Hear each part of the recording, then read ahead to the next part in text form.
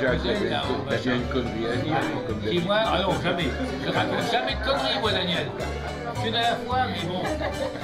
Mais on n'est pas à côté de moi, hein, donc je peux pas.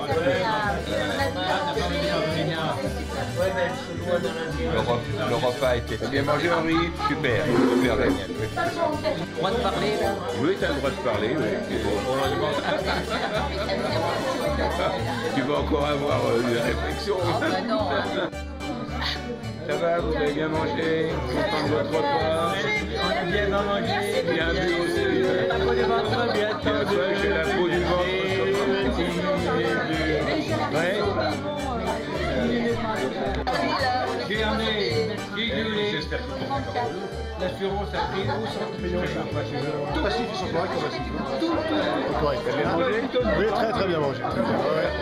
Bon repas. 17 par personne. Oui,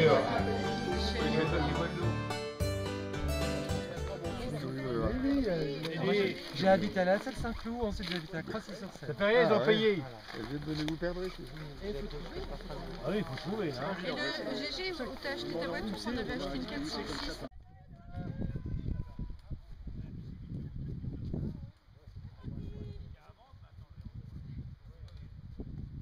Alors pourquoi on monte? Parce que vous êtes ici sur une montagne, vous l'avez remarqué, tout au fond d'un petit vallon qui s'appelle le Roental, qui signifie la vallée rude. Et ce petit vallon de haut en bas, là on est presque en haut du vallon, a été exploité au XVIe siècle pour le minerai de plomb, de cuivre et, si on avait de la chance, d'argent. L'autre, elle est tout en haut de la montagne, la mine Saint-Louis à Eisenthur. Saint-Guillaume, Saint-Louis, ce sont deux axes philoniens différents. Et on a sur la montagne 7 axes philoniens en tout, qui sont tous dans cet axe-là, donc perpendiculaires vers la Mecque de la montagne, ouais, vers la Mecque, hein, plein sud. La mine de rien. Est-ouest en fait, on est est-ouest comme ça. Ah ouais. Et qui sont parallèles les uns aux autres. Ah ouais. Donc nous, on va aller sur la concession à Eisenthur, visiter cette ancienne mine d'argent qui a été active à partir de 1549, comme toutes les mines de cette montagne Neuenberg. C'est-à-dire quoi Neuenberg? Nouvelle Nouvelle montagne. Alors on a une Altenberg. Et l'Altenberg, l'ancienne montagne, elle est à Sainte-Marie. C'est celle qui est le long de Sainte-Marie, sur la gauche comme ça, quand on regarde dans ce sens-là. Et au profit de qui? Alors au profit d'un côté du seigneur de Ribeaupierre, vassal des Habsbourg d'Autriche, et au profit de l'autre côté du duc de Lorraine. Ah d'accord. Puisqu'à l'époque 16e, Sainte-Marie-aux-Mines était une ville frontière, où la Lièvrette, la rivière qui passe actuellement, vous avez peut-être remarqué, Lièvrette.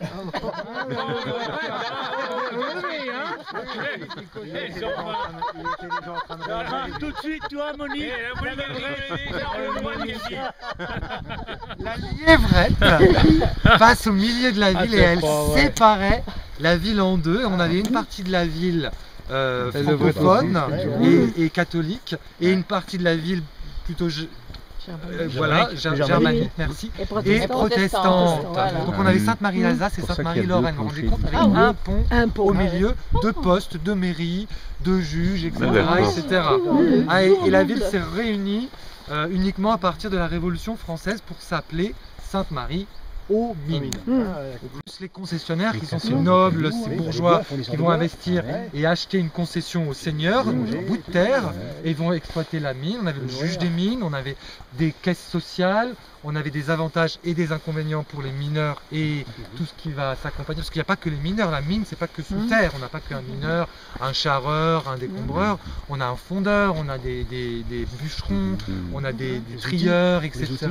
Et tous les, voilà, des forgerons, voilà. Donc tout ça c'est un ensemble, la mine, quoi. Nous ce que on vous propose de faire, c'est donc déjà de visiter une authentique mine 16e siècle, de cette période-là, qui n'a pas été transformée. On a fait quelques aménagements pour qu'elle soit praticable et puis des reconstitutions de pompes à eau, de descendries, de faux plafonds pour que vous puissiez un petit peu voir un petit peu tout ce qui se passe. Sinon on rentre là où sont rentrés les mineurs, on fait un tour, on voit les galeries que les mineurs ont taillées dans le sens de leur progression pour essayer de trouver le filon et après c'est une surprise. Alors ce qui est très intéressant donc pour le mineur qui connaissait tout ça, il ne faut pas vous imaginer qu'un mineur au XVIe siècle c'était qu'un gars avec des muscles, c'était aussi quelqu'un qui avait une connaissance et qui savait réfléchir, qui savait surtout observer. Et donc ces filons, je vous dis, ont été trouvés par hasard parce qu'en affleurement, la partie minéralisée de ce filon peut être visible, affleurée.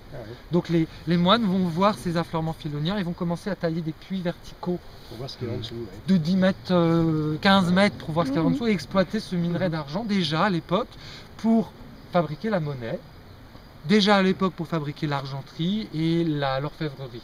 Et jusqu'au XVIe, on utilisait principalement l'argent à ces trois destinations. Et puis, à partir du 16e, fin 15e, début 16e, on va avoir un tournant technique. Nous, c'est la mine qui nous concerne. C'est technologies et techniques de taille, d'exorde de l'eau, donc d'évacuation de l'eau, parce qu'on a des infiltrations permanentes dans la montagne. J'espère que vous savez tous nager d'ailleurs. Je distribuerai les palmes tout à l'heure. Et puis des techniques d'aération, parce qu'un ouvrage sur plusieurs centaines de mètres, après 40 mètres dans une galerie, on n'a plus d'air. En plus, le mineur, il faut qu'il s'éclaire. Comment on s'éclaire à l'époque? Ça consomme la bougie. Au suif. Calibre de suif, la graisse animale, donc ça pue. Et de deux, ça fait plein de fumée toxique. Donc l'absolue nécessité d'avoir une aération, une circulation d'air, donc je vous ai dit faux plafond, on verra ça tout à l'heure, arrivée d'air jusqu'au fond du frontail, retour air vicié. Donc important pour pouvoir travailler, tout simplement.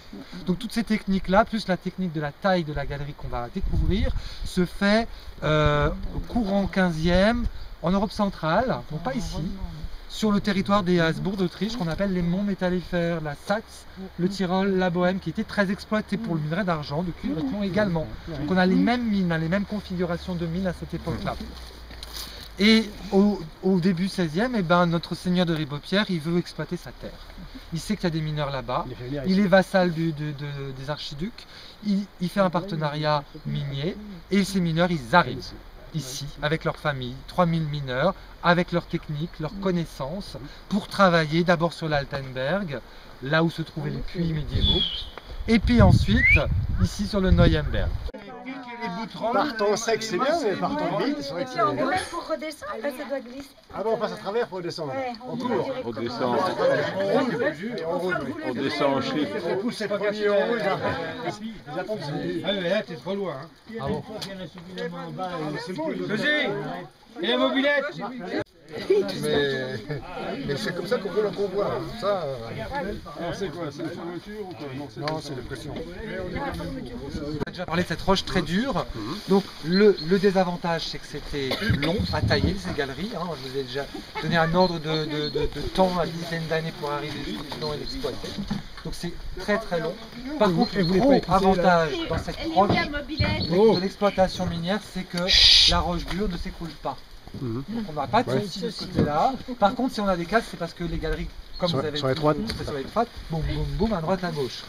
Mais par contre, il y avait très peu d'accidents à cette époque-là à cause de la bonne tenue. Donc on taillait dans la roche des galeries pleines roches, et puis on avançait où on voulait sans presque aucun souci. On a le droit de paître, de tailler le bois pour se chauffer, toutes ces choses-là, de faire paître ces animaux. Donc tout un tas de choses. Être mineur à l'époque, c'était quand même un avantage social, un statut social assez important.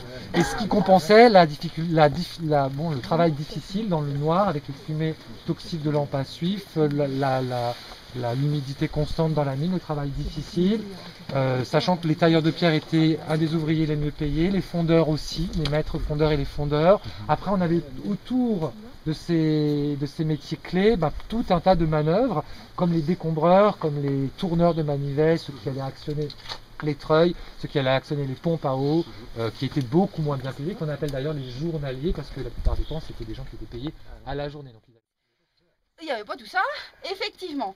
Alors, on a eu un petit peu d'aide quand même pour essayer de comprendre les techniques de travail et comment, bien sûr, les gens étaient habillés, les outils qu'ils avaient à l'époque. Alors, c'est un petit peu de la triche aujourd'hui parce que le dessin là, dont Emmanuel vous parlait, vous verrez ici en haut de la mine, la croix de Lorraine. C'est des dessins qui ont été faits en 1529 par un artiste, Heinrich Gross. C'était pour faire un cadeau en fait au duc de Lorraine. Donc il y a 26 plaquettes comme ça. On en a juste mis une. C'est celle qui représente la distribution du matériel aux mineurs tailleurs de pierre. C'est-à-dire qu'on pose, hein, c'est pas avec la pointe-rolle qu'on va tailler. On pose, et avec le marteau, on va taper. Vous avez vu l'entrée? C'est un couloir en bois. Mais très vite après, il rentre dans la montagne, vous serez directement en contact avec la roche. Hein? Donc voilà, petite galerie comme ça horizontale sur 1,20 m. Et à un moment donné, donc bon, ils avaient les 3,8 déjà à l'époque, hein, donc ils se relayaient comme ça. On vous a déjà donné un ordre de grandeur à peu près? D'avancement? 1,50 m. Oh, même pas. 10 cm par jour. Par jour? Oui. Alors, on a fait une moyenne. Hein. Vous prenez ma hauteur, 1,59 m, 1,60 m. Je frotte les épaules. Une galerie de ce style, il faut tailler un an, 24 heures sur 24, sauf les dimanches, hein, jour du Seigneur, interdit de travailler, pour faire 30 mètres. Il y a un deuxième tailleur de pierre qui va revenir et qui va un peu plus haut. Et non, justement, il va se faire mal au dos aussi, il va creuser par terre pour qu'à la fin, la mine fasse à peu près 1,60 m, 1,70 m. Et c'était la responsabilité donc du deuxième tailleur de pierre pour que l'eau sorte tout le temps. Par contre, ce n'est qu'une partie de la solution au problème d'eau. Hein. Mais bon, c'est déjà pas mal, la fameuse petite pente. Donc en gros, 2 tailleurs de pierre par galerie à la fois maximum. Donc on va suivre le filon vers le haut et vers le bas. Et tout sortir par cette galerie, on ramène dehors. Et ce n'est que dehors qu'on va pouvoir savoir s'il y a vraiment de l'argent dedans.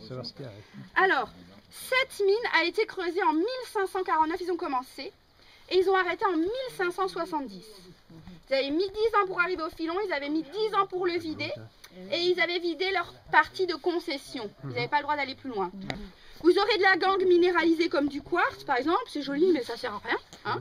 Mais si ça s'est formé, mais bien sûr, peut-être que d'autres choses se sont installées dans la faille qu'il y avait là. Donc, en l'occurrence, du minerai. Donc, le minerai, c'est ce qu'on va pouvoir utiliser dans l'industrie. L'argent, ici, c'est en gros le métal qu'on a trouvé en moins grande quantité.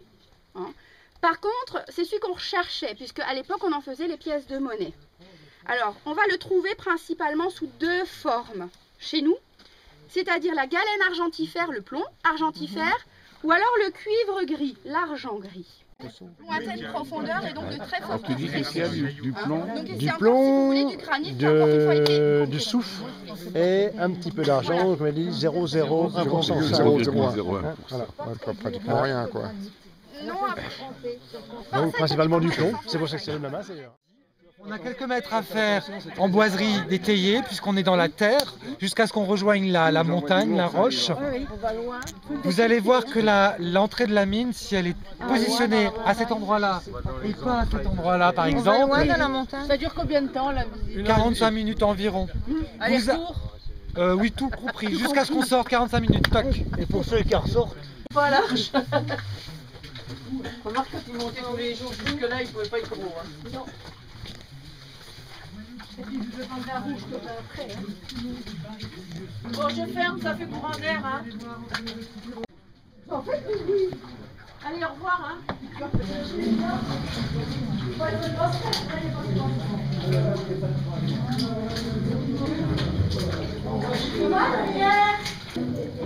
Ils ont mis la cale de bois.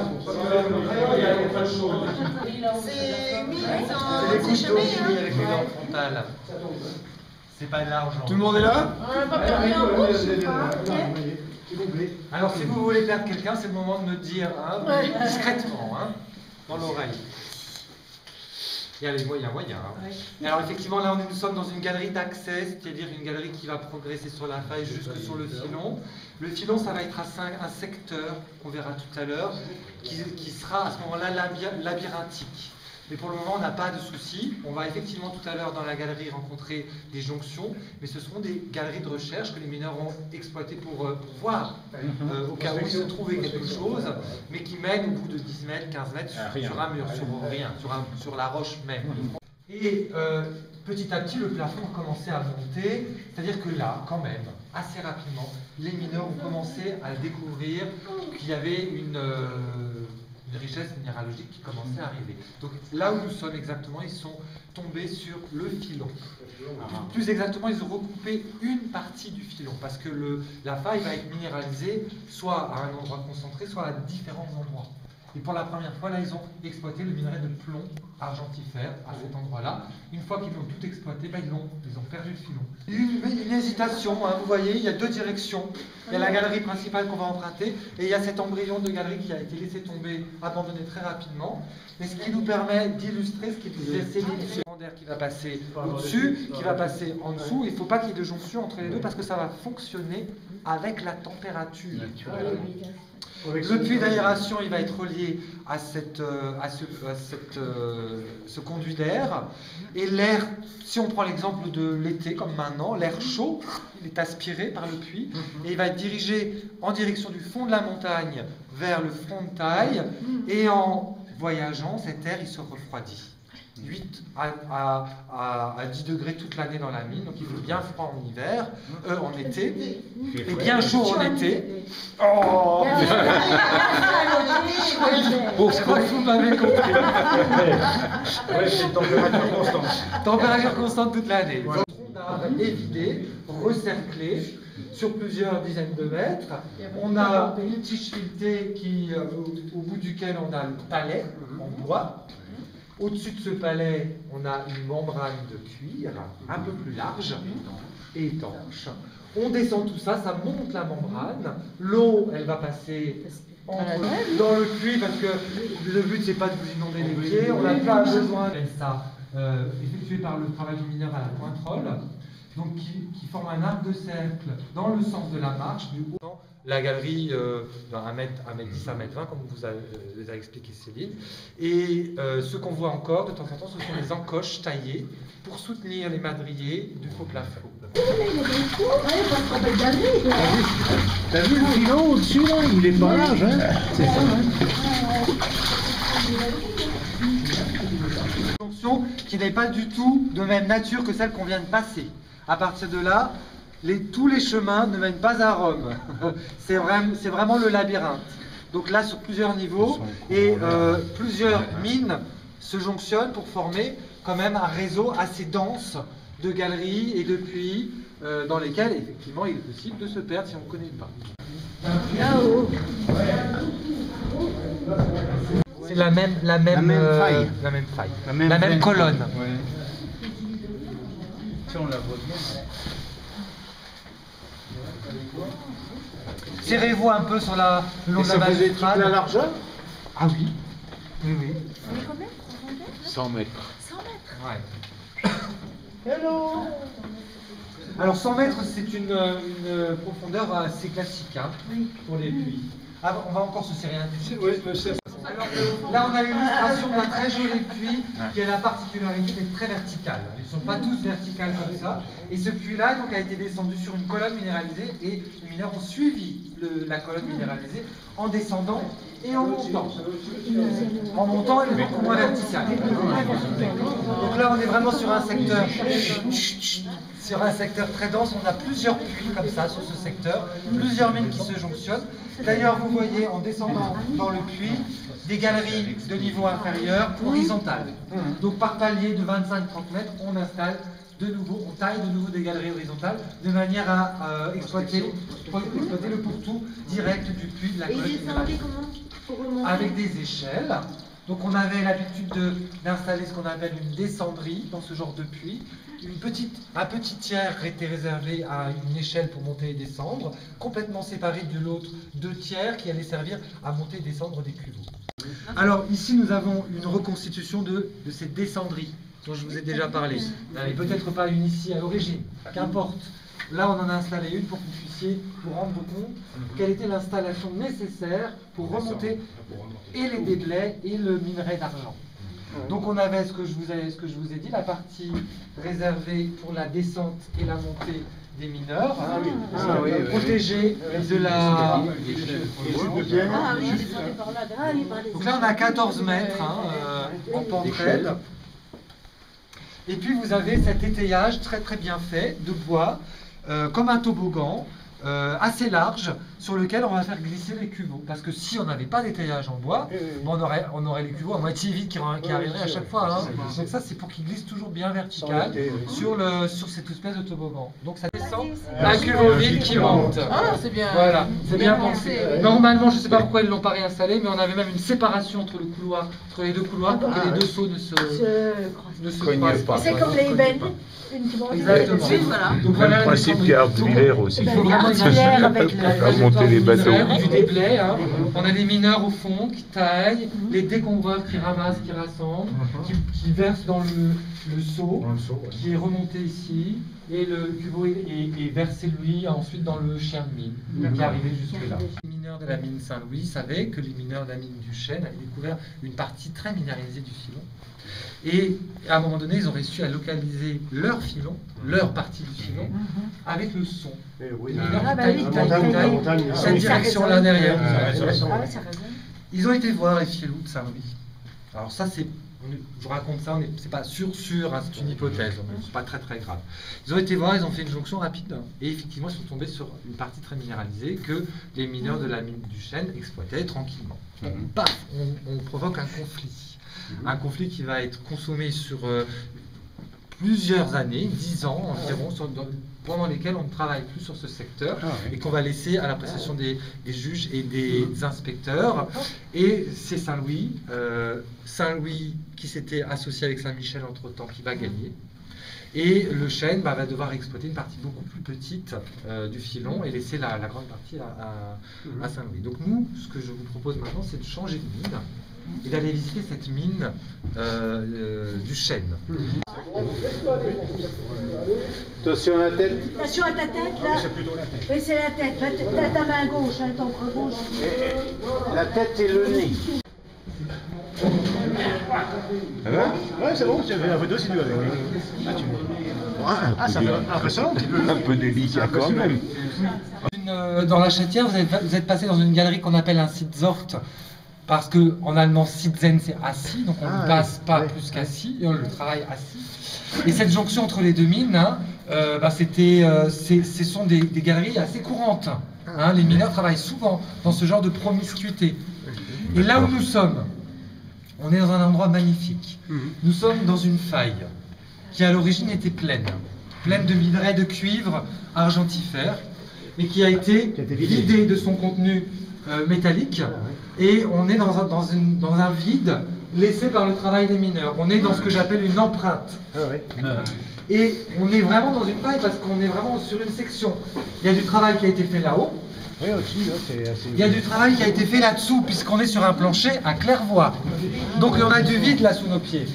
On va le trouver, c'est profond. On a encore 30 mètres en dessous. Ils sont par là. Voilà, vous pouvez sauter si vous voulez. C'est la petite chatière, ça. Marcher une trentaine de mètres dans le noir total. Ah ouais. Alors du coup, je trouve que c'est pas intéressant. On éteint les lumières. On éteint les lumières. Arriver de loin. Ici, ce qu'on a, on a une très jolie surface penchée qui s'appelle en réalité un miroir de faille. Nous sommes dans une faille et quelquefois quelquefois avant de se fixer définitivement, de s'écarter dans son écartement définitif, les parois se frottent l'une à l'autre et ça donne comme ça, c'est indéfinissable, hein, on ne peut pas le faire à la main, ça c'est